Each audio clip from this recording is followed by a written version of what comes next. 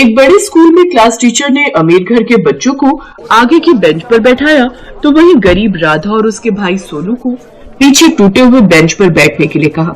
कुछ देर बाद राधा, पीछे से मुझे ब्लैक बोर्ड पर लिखा हुआ नजर नहीं आ रहा है। इस नेहा और रोहित का कद ऊंचा है ना, इसलिए। तभी अनुराधा मैडम की नजर उन भाई बहन पर जाती है। क्या बातें कर रहे हो तुम दोनों? मैंने जो ब्लैक बोर्ड पर लिखा है वो अपनी कॉपी में लिखा है या नहीं, या सिर्फ बातें ही बना रहे हो? मैडम, मुझे पीछे से ब्लैक बोर्ड नजर नहीं आ रहा।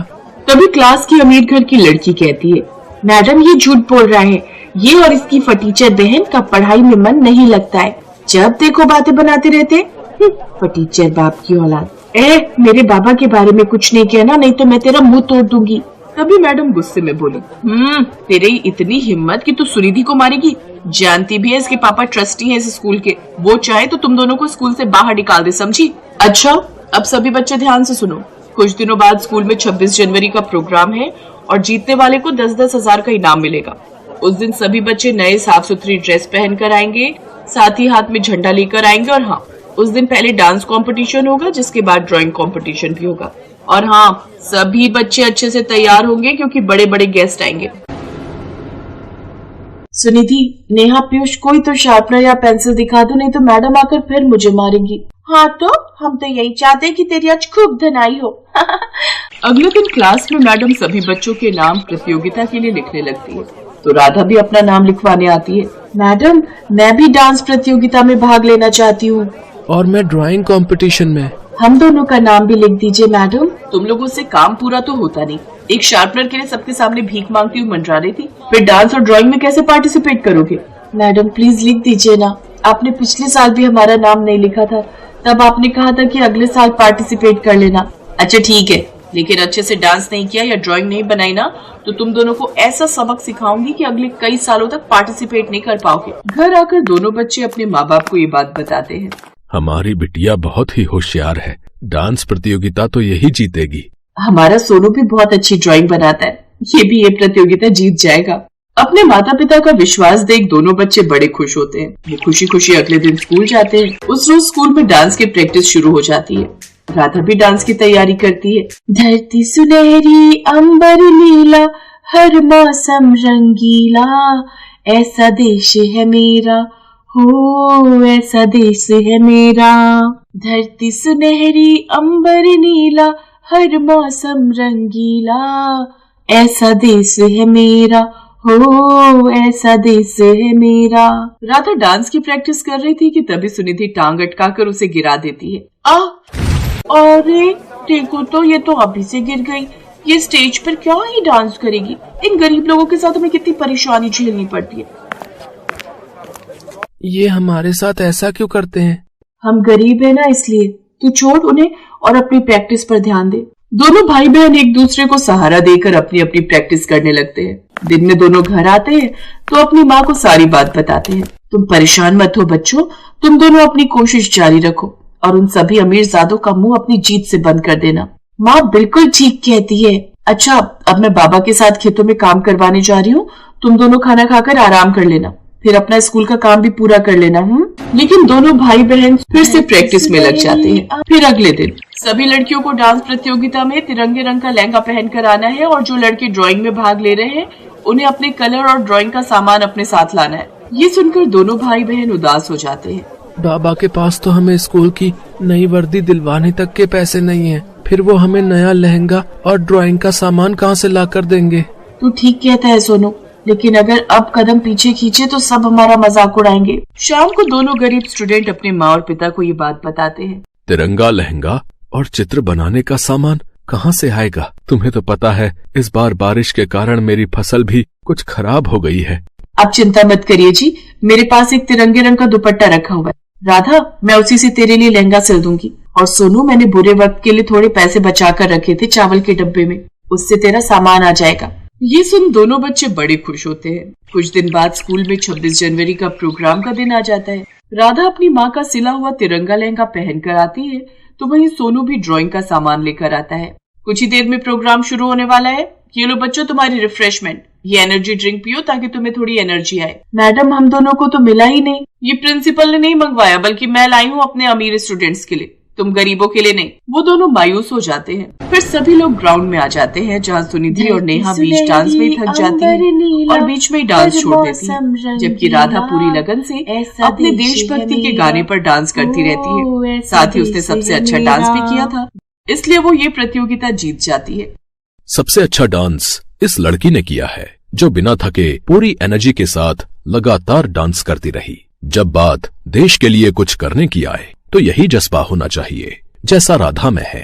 हमने जानबूझकर एक के बाद एक दूसरे देशभक्ति गाने लगाए ताकि हम देख सकें कि अपने देश के लिए किसमें कितना जज्बा है। ये सुनकर अनुराधा मैडम और अमीर स्टूडेंट्स का सर शर्म से झुक जाता है।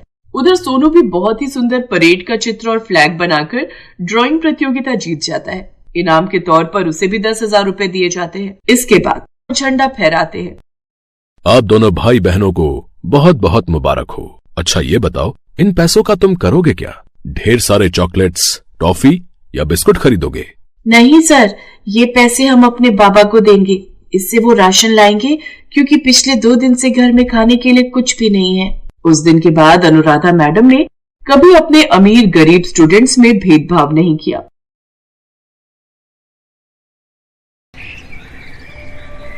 सुनीता मिस्टर शर्मा के घर काम करती है। शर्मा जी स्वभाव के बहुत दयालु और मिलनसार व्यक्ति हैं। शुक्रिया साहब, आपने मेरे दीपक का एडमिशन इतने बड़े स्कूल में करवा दिया। आपका मुझ गरीब पर बहुत बड़ा एहसान है। कोई बात नहीं सुनीता, बल्कि अच्छा ही है। दीपक अच्छे स्कूल में पढ़ लिख जाएगा तो बड़े होकर वो तुम दोनों का सहारा बनेगा।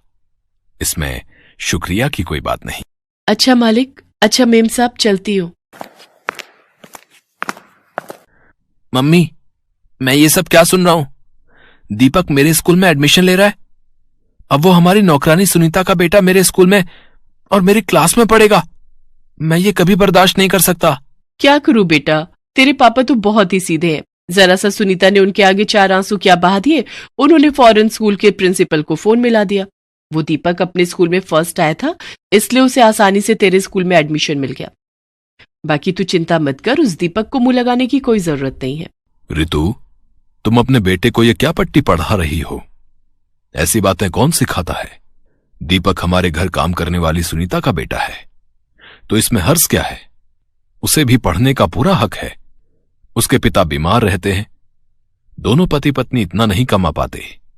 अगर हमने दीपक का एडमिशन करवा भी दिया तो पढ़ लिख कर अपने माता पिता का सहारा बनेगा। हमें तो खुश होना चाहिए कि हम किसी की मदद कर रहे हैं।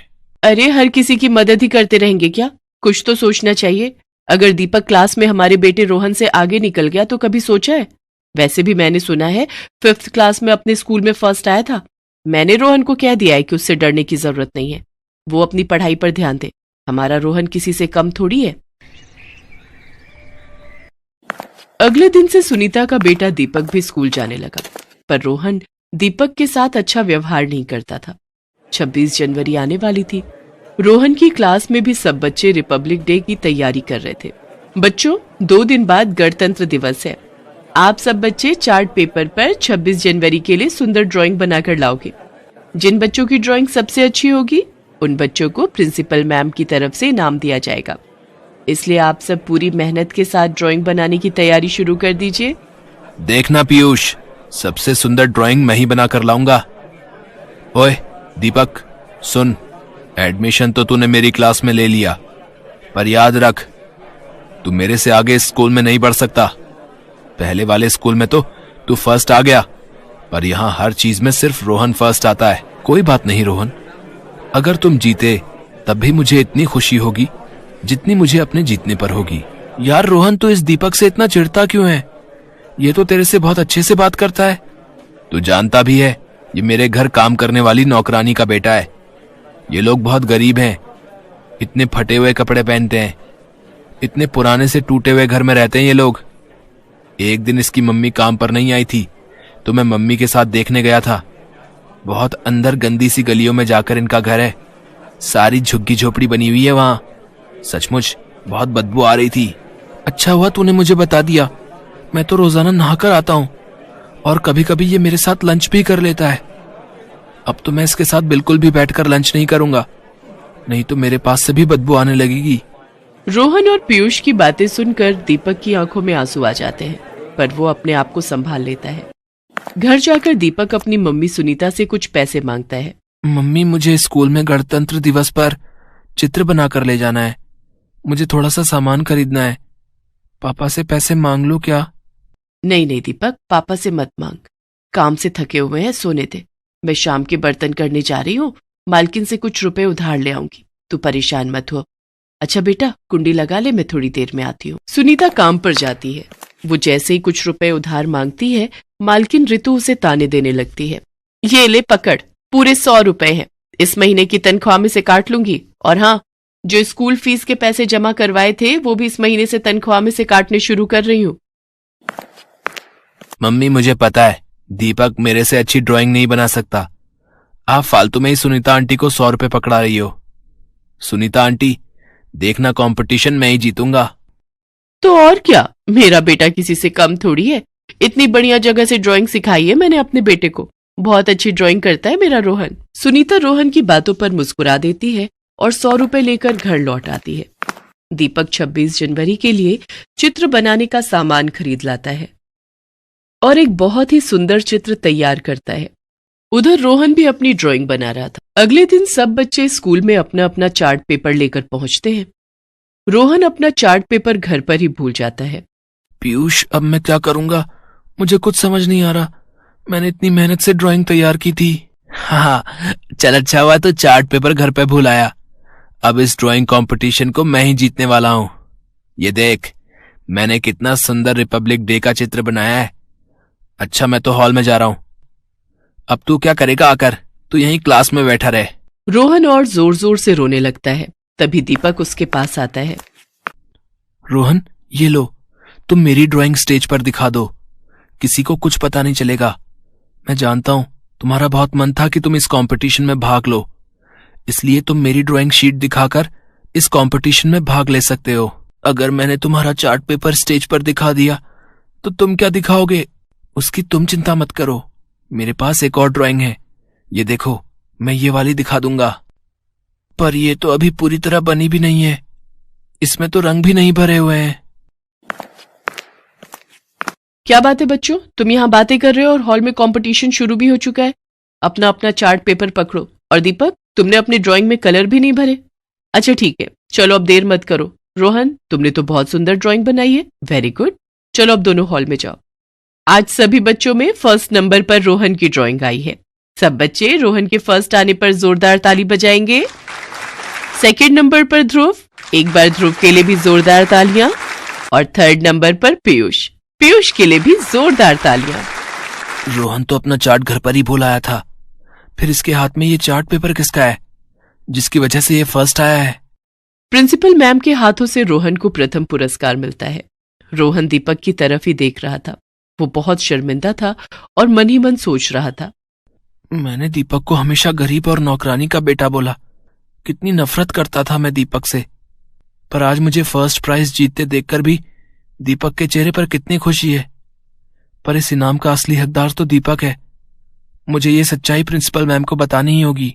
प्रिंसिपल मैम, मुझे आपसे कुछ कहना है। इस इनाम का असली हकदार मैं नहीं बल्कि दीपक है। आप ये प्राइज उसको दे दीजिए मैम। मैं तो अपना चार्ट पेपर घर पर ही भूल आया था, पर दीपक ने मुझे अपना चार्ट पेपर दे दिया। ये ड्राइंग दीपक ने की है। रोहन सारी बात हॉल में मौजूद टीचर्स और बच्चों के सामने कहता है। प्रिंसिपल मैम रोहन की ईमानदारी पर बहुत खुश होती हैं। एक ट्रॉफी रोहन के लिए भी लाई जाए। तुम दोनों हमारे स्कूल का गौरव हो। God bless you both. इसके बाद स्कूल में 26 जनवरी के लिए कार्यक्रम प्रस्तुत होते हैं। सब बच्चे मिलकर धूमधाम से रिपब्लिक डे मनाते हैं। घर आकर रोहन सारी बात अपने मम्मी पापा को बताता है। रोहन की मम्मी ऋतु भी दीपक के इस व्यवहार से बहुत खुश थी। उस दिन के बाद मालकिन ऋतु ने भी अपना व्यवहार बदल लिया। रोहन भी अब दीपक का अच्छा दोस्त बन गया। Best buddies. Hello friends, thanks for watching this video. अगर आपको ये वीडियो पसंद आया है तो प्लीज लाइक, सब्सक्राइब, कमेंट्स करें इस वीडियो पर। और हाँ, शेयर करना भी ना भूलें। और भी मजेदार वीडियो देखने के लिए नीचे दिए गए बेल आइकॉन को दबाएं। देखते रहिए बेस्ट बडीज।